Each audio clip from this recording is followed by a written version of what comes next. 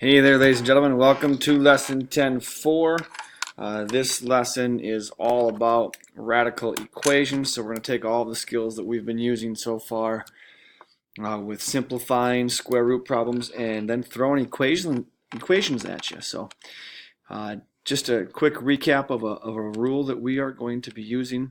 It's called the power property of equality. That means that if you square both sides of the equation, it's going to still be true. So we're going to use that skill for us today.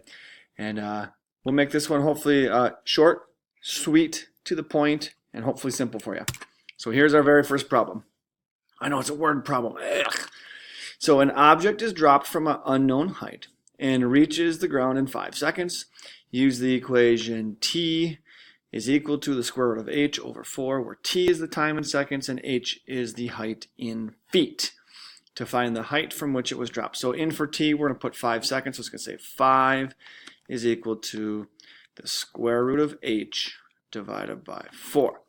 Now, in order to get rid of that square root, we are going to actually square both sides. So this entire side is going to get squared, and this entire side is going to get squared. That's going to leave us with 25 is equal to an h over 16, because we square both the top and the bottom. And now our next step is to get h by itself. So to get rid of a divided by 16, we are going to times it by 16. And if we multiply the right side by 16, we've got to multiply the left side by 16. So when we do that, our h is going to be equal to whatever 16 times 25 is. I'm going to use my calculator to go faster with it. H is 400 feet according to my calculator is 16 times 25. And that's a pretty big drop off. So we can double check to make sure that we're correct. So we're going to take the square root of 400 divided by 4. So square root of 400 is 20, and then divided by 4 is 5. So we know we're correct because it worked when we plugged it back in. All right, other problems that you'll see are very similar to what we just did. In order to make this problem work, we're going to have to get the square root stuff by itself. So we're going to subtract 8 from both sides, which leaves us with a square root of x minus 3 is equal to 7. To get rid of the square root, we are going to then square both sides. When we square both sides, we're left with an x minus 3 is equal to 49. And then we solve like we normally do to make things all purty-like to get x is equal to 52. Now we can again double check to make sure that we're all good here. 52 minus a 3 plus an 8 is equal to 15. 52 minus a 3 in the square root is going to be the square root of 49, which is 7. 7 plus 8 is 15. So we know we're correct. Yay, happy days. On to the next problem. Here's before we get to the next problem, here's a terminology that we need to know. This is our vocab for today. This is what's called an extraneous solution. Now everyone say it with me. Extraneous solution. All right, so we know it's extraneous. And what the heck does that mean? Extraneous means that when we find an answer to a problem and then you plug it back in, it doesn't actually work.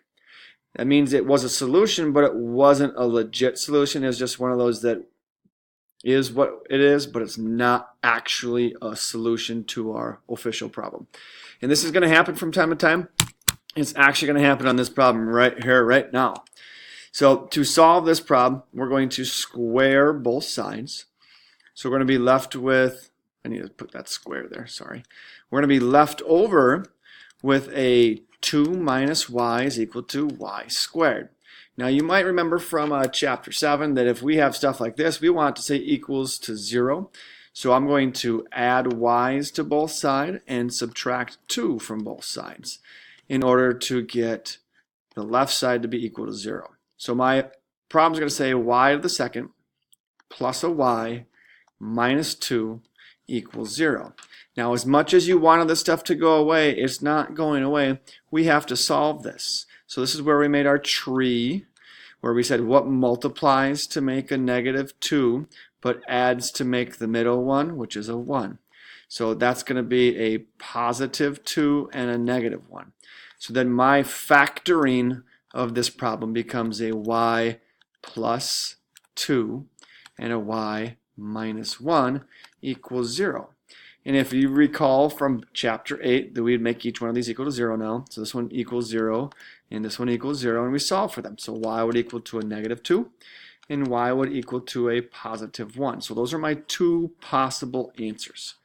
Now to find out if one of them is extraneous or not, we have to plug it back in to the original equation to see if it is. That is the ugliest arrow I've drawn in 16 years of my life. Oh boy, oh boy. So we're going to plug them back in. I fixed it. Oh, that's pretty now. And we're going to see which one works, which one doesn't work. Or maybe they both work, or maybe they both don't work. We'll find out. So a square root of a 2 minus a negative 2, so 2 plus 2, is equal to a negative 2 according to our problem. This equals to 4, and the square root of 4 is 2, and that doesn't equal to a negative 2. So that one's my extraneous solution. So we know that that was a solution, but it's not the legit solution. Now let's double check our next one. Plug in the 1 in for y. So we have a square root of 2 minus 1 is equal to a 1. Square root of this is 1 equals 1. Yay! So this is my jackpot answer that y is equal to 1. All the other stuff just plain old doesn't work.